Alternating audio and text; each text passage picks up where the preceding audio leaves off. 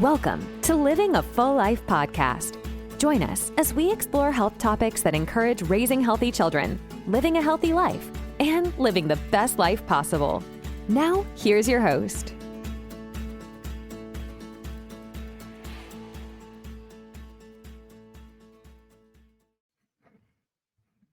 Hi, everyone. Welcome to another episode of Living a Full Life. I'm Dr. Enrico Dolcecore. This week, we're going to be going through subluxations, a word you may or may not have ever heard of. If you've never been to a chiropractor, you probably never heard of it. But if you look it up, there's tons of literature behind subluxations. Let's dive in. Subluxations, unlike dislocations of a joint, which usually require medical attention, all of our joints are encapsulated with ligaments and cartilage to protect its motion, and each joint is designed to move in a specific way, like your finger or your knee or your shoulder, all very dynamic movements in those joints that help move the knee or the shoulder or your arm on your body. They're unique, but once we dislocate these joints, we tear through ligaments, we tear through cartilage, and we tear through even tendon or muscle, which can detach the entire structure, which usually results in a surgical type condition that needs sewing and pins and screws and rehab. Those are serious injuries that lead to dislocations. Subluxations may not be a serious injury that leads to them. They are minor misalignments of joints. You can subluxate your ankle, you can subluxate your knee, you can subluxate your spine, you can subluxate your pelvis. And what this means is that the joints just don't articulate properly anymore. For whatever reason, chronic stress, chronic posture, repetitive motion, whatever it may be, can subluxate joints. What we're specifically going to talk about in this podcast is subluxation of the spine.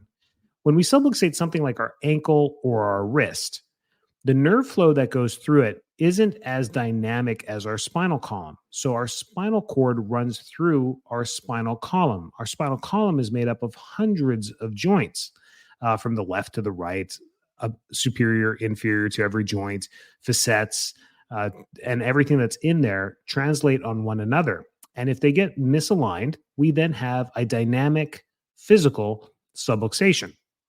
So let's dive into these subluxations and what they mean.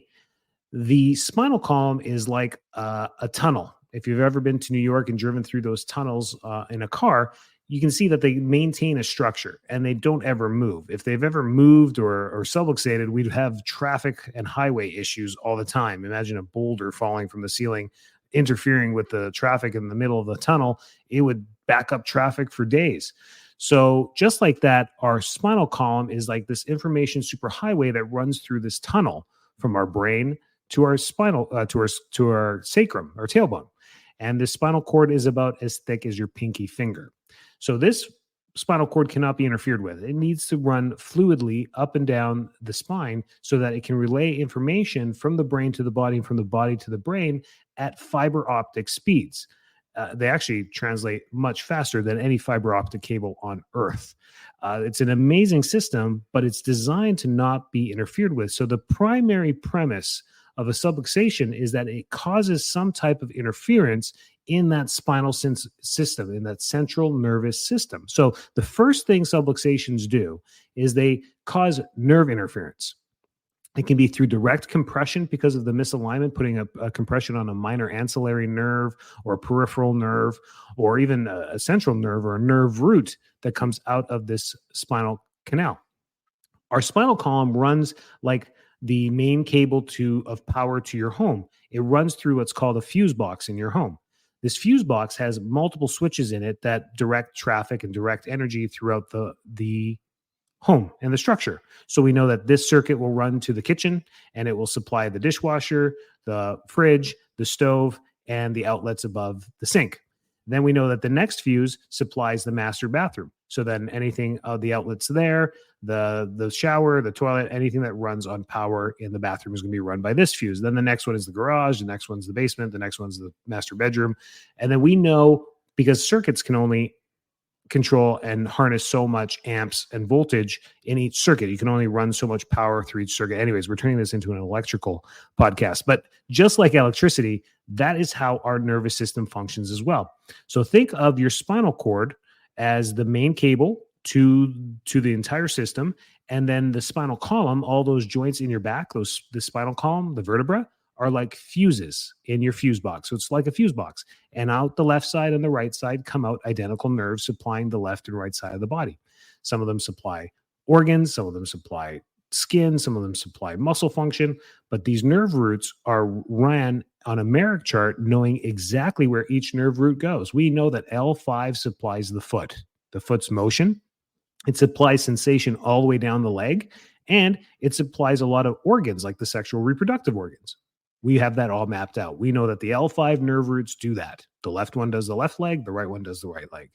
Very cool. And then you work your way up. T1, C1, all these ones are mapped out like a fuse box. And that's how I teach my patients how the nervous system actually works and why subluxations can cause nerve interference primarily in these areas of the fuse box of our spine.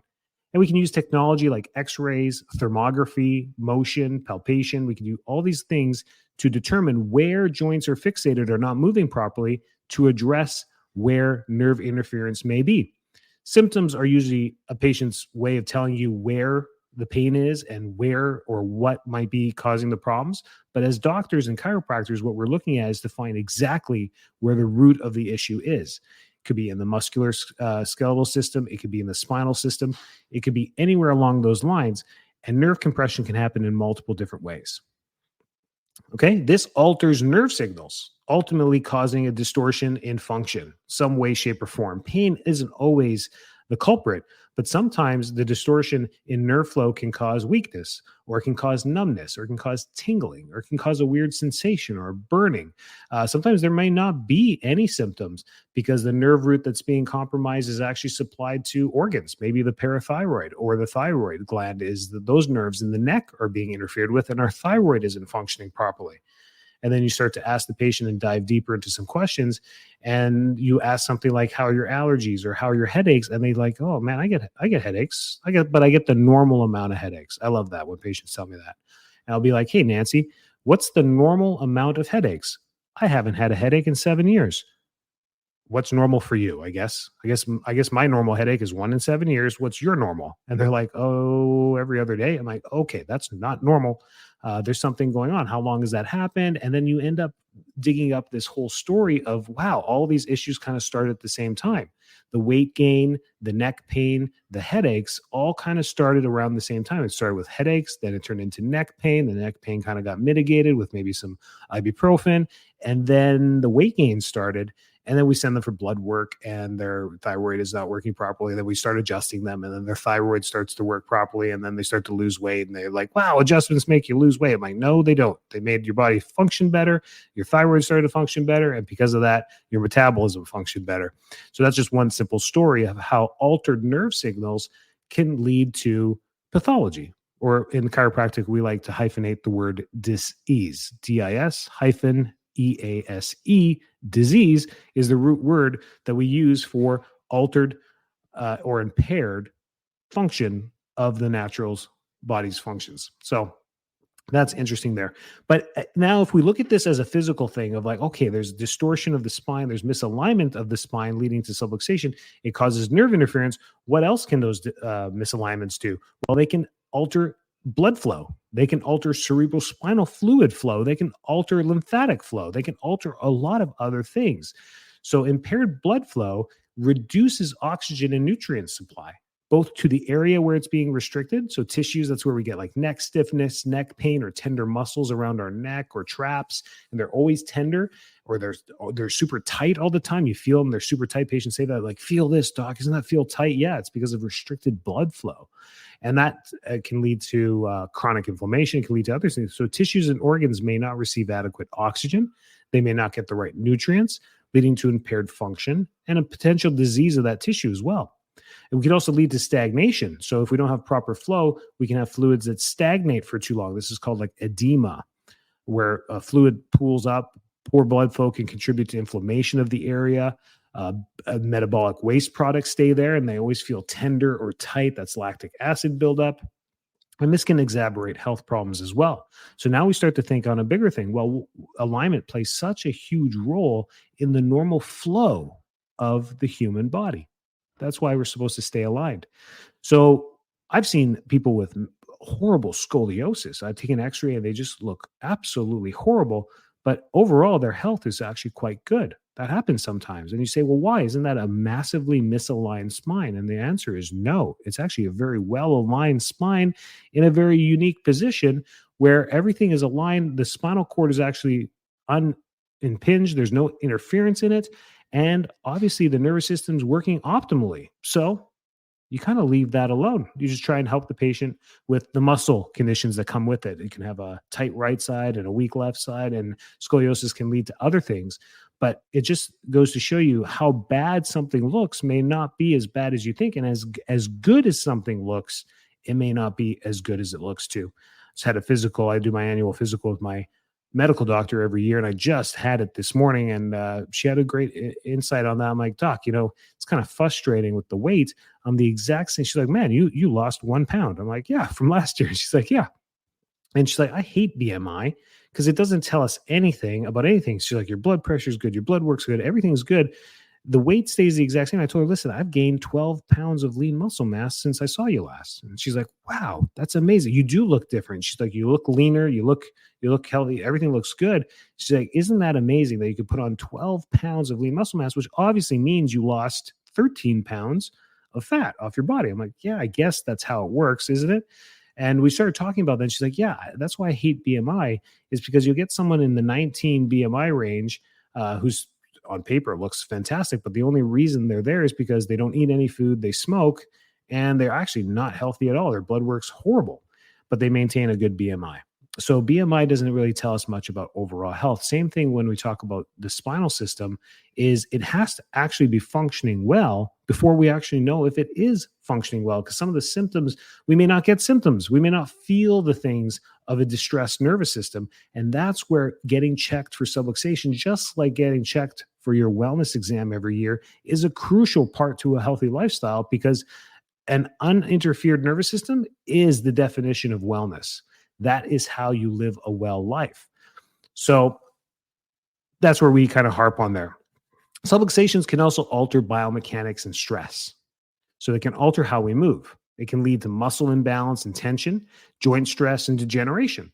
A misaligned joint that's misaligned for too long puts a lot of stress on the disc and the facet joints of that vertebra above and below. And over time, if we stay in that distressed position, those joints start to decay a lot faster than they should. So we're seeing stage 3 spinal degeneration in people in their 30s and 40s because they've been stuck or have worn away those joints at a faster rate than people in their 50s and 60s. So I've seen degeneration as young as the 30s all the way up to healthy spines in their 70s and 80s. So this all is about maintaining a proper alignment of the spine and reducing and removing subluxations regularly to maintain proper function of the nervous system.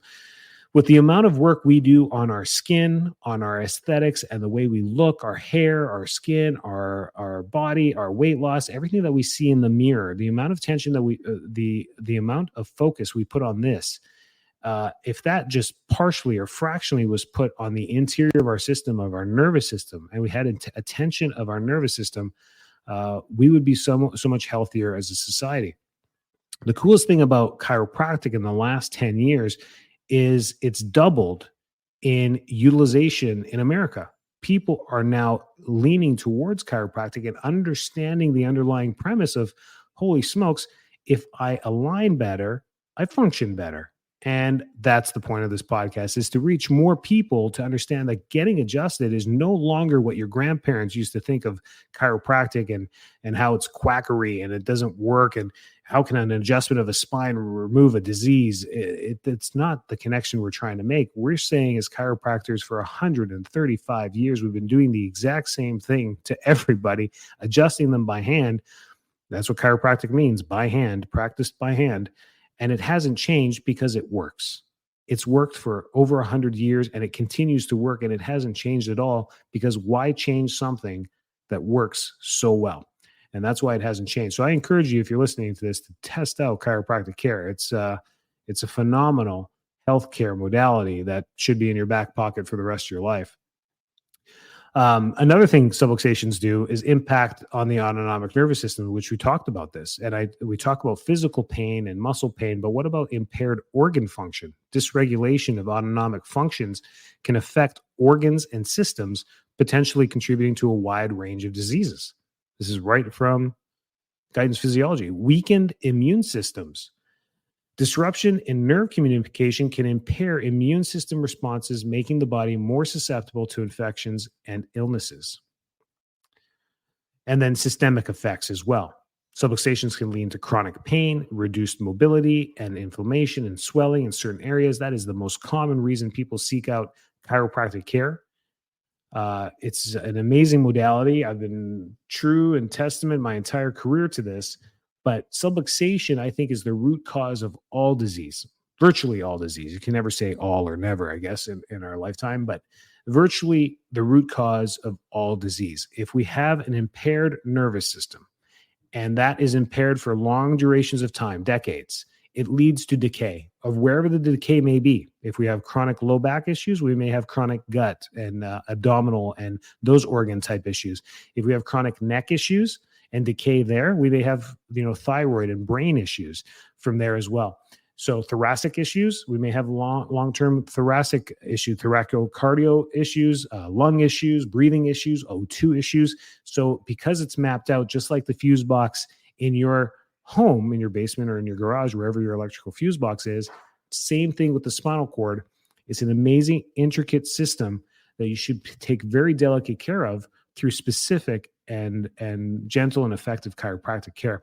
The growth just shows me that people are getting it, people are referring, people are telling their families to go to it, and that chiropractors are doing such a great job building the community in America doing this and doing such a great job delivering great chiropractic care. So I think we used to be weary and watch over where the referrals would go to. I think you going online, finding a local chiropractor is probably the best thing you can do and going to be safe and effective, because we've been successful because of the good work we've done.